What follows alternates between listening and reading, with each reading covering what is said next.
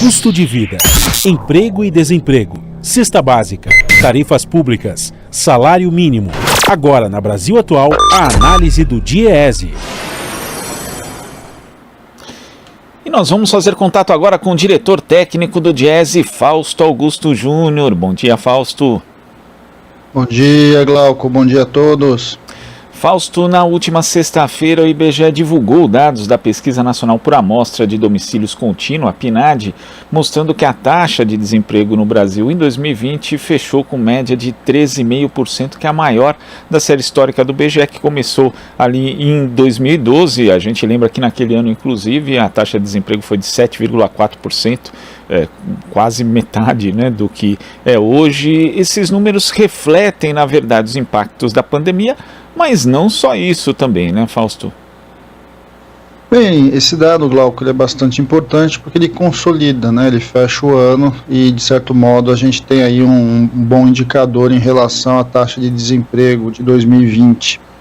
É uma taxa de desemprego que sim teve impactos da pandemia. Vamos lembrar ali que em janeiro a gente estava falando em alguma coisa perto de 12 milhões de desempregados, e vamos terminar o ano aí no final de dezembro com cerca de quase 14 milhões, 13 milhões e 900 mil desempregados. É a maior taxa desde o começo da série, e ao mesmo tempo a gente vai refletindo aí dois fenômenos. O primeiro é que a gente vinha com uma taxa de desemprego já alta, esse patamar novo de desemprego se estabelece principalmente ali a partir de 2016, ele se mantém, e a pandemia acelera esse processo de desorganização do mercado de trabalho. Além disso, é bastante importante porque o último trimestre mostrou para a gente ali uma pequena recuperação do mercado de trabalho, ou seja, em relação ao trimestre anterior, muito em função, primeiro, dos finais do ano, o que é muito normal, ou seja, normalmente os finais de ano você tem aí incorporação de pessoas no mercado de trabalho em função das festas de final do ano, do comércio e etc., e também, de certo modo, ali a redução do isolamento social, o que coloca para nós uma série de questões, uma vez que a pandemia não foi superada, e ao a pandemia não ser superada, o que a gente vai vendo é o que vai vir aí, o que está acontecendo nesse trimestre em relação a perda de postos de trabalho. Muito provável que aquela recuperação do último trimestre que a gente começou a assistir, ela recue. Ao mesmo tempo, Glauco, é bastante importante, para além da taxa, a gente olhar ali que alguma coisa próxima a 10 milhões de pessoas, no último trimestre vai ser 8 milhões, saíram do mercado de trabalho. Ou seja, nós estamos com a menor taxa de ocupação da série histórica e também a maior taxa de pessoas fora do mercado de trabalho. E aí não por causa do desemprego, mas porque abandonaram, deixaram de procurar postos de trabalho. Isso é bastante grave, é o que coloca para nós aí que o contingente de pessoas que de alguma forma não tem renda é muito maior do que muitas vezes a própria estatística pode mostrar. Então nós estamos aí num daqueles momentos em que a gente ainda está com a questão da pandemia. A questão da pandemia não só não foi superada, como nós estamos aí na maior média de taxa de mortalidade do período, chegando aí a um ano de enfrentamento da pandemia com mais de 250 mil mortos, e todo o impacto que de alguma forma ele está causando na vida das pessoas, na vida das famílias que perderam seus entes, um preço incalculável, mas também em relação à economia e principalmente aí nesse caso a questão da taxa de desemprego e a renda. E Fausto, tem dois dados aqui do IBGE que chamam a atenção. Um deles é que o rendimento médio cresceu 4,7% no ano passado, estimado agora em R$ 2.543. Mas não é exatamente porque as pessoas passaram a ganhar mais, e sim porque as vagas de menor remuneração foram eliminadas. Isso aqui, outro dado, evidencia esse fato, que é a massa de rendimentos ter caído 3,6%, né, 8 bilhões a menos de massa de rendimentos no Brasil. É mais um dado que aponta aí que a parcela mais pobre da população acaba pagando a conta, e também reforça a necessidade de um auxílio emergencial, assim, da forma mais urgente possível, né, Fausto? Não há dúvida, e aí tem duas questões, né, como a gente fala, são chamados efeitos estatísticos, né. Efeito estatístico é que a pesquisa ela vai trabalhar com a média, né, vai trabalhar com a amostra e com média, e de alguma forma era influenciada por aqueles que permaneceram no mercado de trabalho, ou seja, quando a massa de rendimentos cai, é porque menos pessoas estão recebendo salário, estão recebendo renda, e isso, de certo modo, o número indicou para a gente. Na outra ponta, o que vai indicar para a gente esse crescimento do rendimento é porque aqueles que ficaram no mercado de trabalho são aqueles que têm maior renda, aqueles que mantiveram, que têm uma melhor condição de inserção no mercado de trabalho.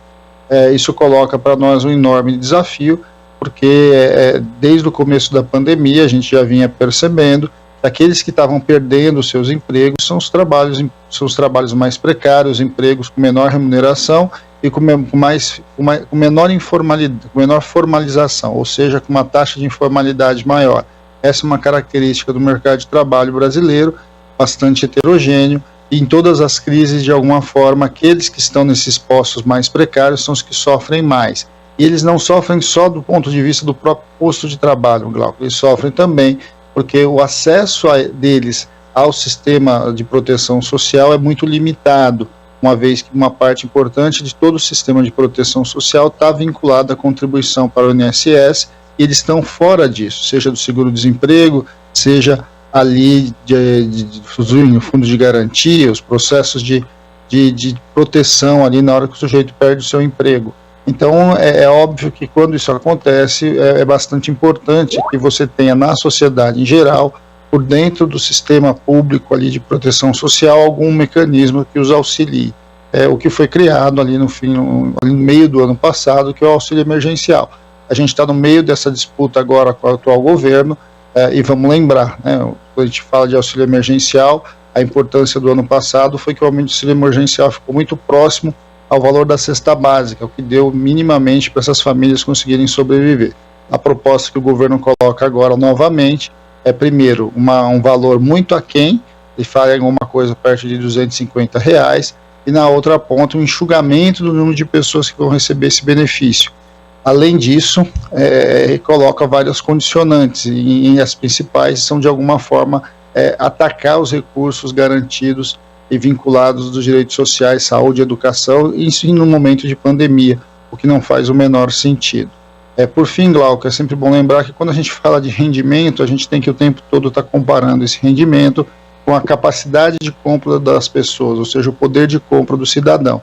Num ano em que os alimentos tiveram uma alta bastante acentuada e que, de alguma forma, o índice de inflação não conseguiu refletir a totalidade da perda de rendimento dessas populações mais pobres. Essas populações mais pobres, a gente teve um aumento da cesta básica da casa dos 25%, um aumento aí dos alimentos, em média, em torno de 15%, e uma inflação média em torno de 5%. Ou seja, quando a gente olha para isso, a população mais pobre foi aquela que foi mais penalizada com a inflação e com as altas dos preços, somado à perda de renda, que a gente tem aí uma perda de capacidade de compra, de poder de compra bastante grande, num ano muito difícil que foi 2020.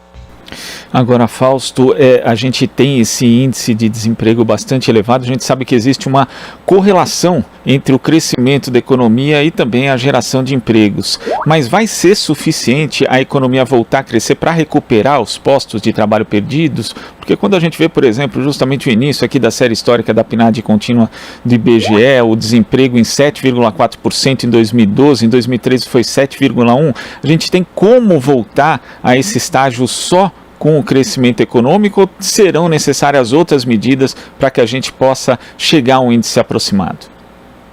Bem, Glauco, primeiro que a gente precisa de fato voltar a crescer, e voltar a crescer do ponto de vista econômico para cima dos patamares médios que a gente começou a crescer depois da grande crise ali, né, que a gente teve ali no meio da década passada.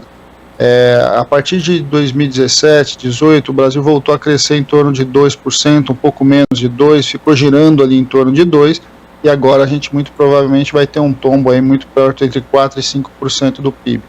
Primeiro que você tem que recuperar esse crescimento, acho que isso é bastante importante. Segundo que você precisa crescer muito acima disso, você precisa crescer acima de mais de 3% para você de fato conseguir absorver mão de obra a partir do crescimento.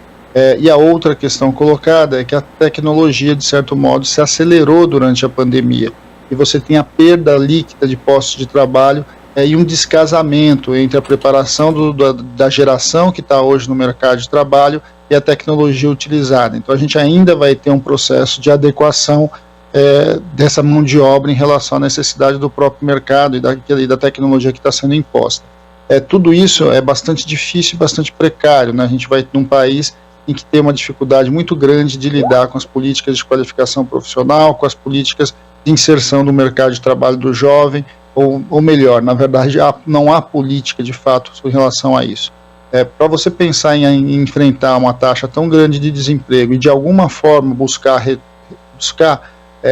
colocar a taxa de desemprego em patamares como a gente viveu ali no meio da década, no começo do milênio, ali em torno de 2006 até 2010, a gente de alguma forma precisa primeiro crescer, voltar a crescer, e crescimento com desenvolvimento social, e a gente precisa de alguma forma que o Estado como um todo, a sociedade como um todo, coloque a questão do emprego no centro da sua política. Não é o que nós estamos vendo, seja do ponto de vista da política de preço, seja do ponto de vista da política de juros, seja da política em geral aí que a gente tem. De alguma forma os fundos públicos estão sendo desmontados e são a partir dos fundos públicos que você historicamente construiu políticas de emprego e renda no Brasil. Esse é um enorme desafio que eu diria que esse governo não está muito disposto a enfrentar. A tese é que a desregulamentação, a perda dos direitos vai gerar novos postos de trabalho. E a história mostra que não é isso. Você precisa de crescimento econômico de um lado e precisa colocar a questão do emprego no centro da sua política. É algo bastante complexo, mas que imediatamente a principal ação hoje é você de alguma forma debelar a pandemia. Enquanto a gente não debelar a pandemia, não conseguir vacinar uma quantidade bastante grande da população, ou seja, a maioria da população, todos esses debates acabam ficando em segundo plano. Tá certo, Fausto, muito obrigado pela sua participação aqui no Jornal Brasil Atual. Até a próxima. Até a próxima, Glauco. Boa semana a todos. Boa semana. Conversamos aqui com o diretor técnico do Diese, Fausto Augusto Júnior.